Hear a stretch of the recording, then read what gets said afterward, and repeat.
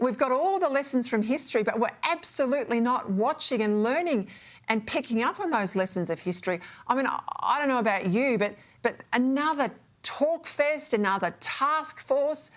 I mean, how do you feel about that response today from the Victorian Premier? Well, nothing is more jarring to the ears of a Jewish person in this country than to hear a political leader or a leader say that there is no place for anti-Semitism in this country. This is a formulated construct of artificial words with poor syntax that are essentially meaningless to the people that have been under consistent siege for the past 21 to 22 months. So the idea of now, I think, is the fifth task force that they have decided to put into operation. Now, listening to the other parts of the Premier's press conference today, we have anti-vilification laws that were passed in the Victorian government, but seemingly the police haven't put them into operation yet. We have promised legislation that is still apparently being drafted after the Adass synagogue burnt down in December last year that would make it illegal for the face mask to be there and make it tougher and increase move-on laws from the police that's still in draft form. And then we're told by the Premier that we'll introduce it in the next session. Well, why wasn't it introduced in the last session?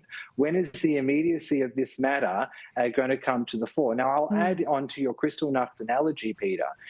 This community of Australia, most specifically Melbourne, has the largest percentage of Holocaust survivors outside of Israel living here in this great city of ours. And they have to bear witness, those that are still surviving have to bear witness to the horrors that they remember back in Europe in the 1930s. This is how bad it has come, that you've got the President, Prime Minister and Foreign Minister of Israel calling out the behaviour of the Australian government, pleading with them to do more to protect the great citizens, Jewish citizens of this country. And still, to this day, we still find ourselves in this position. A question to the Premier today: why does Victoria not implement a permit system like in New South Wales? Somehow that is going to infringe on free speech, and somehow the pro-Palestinian movement has become the bastions of free speech in this country. This country has gone crazy, it's gone loopy, and unfortunately the victims of it are the Jewish community.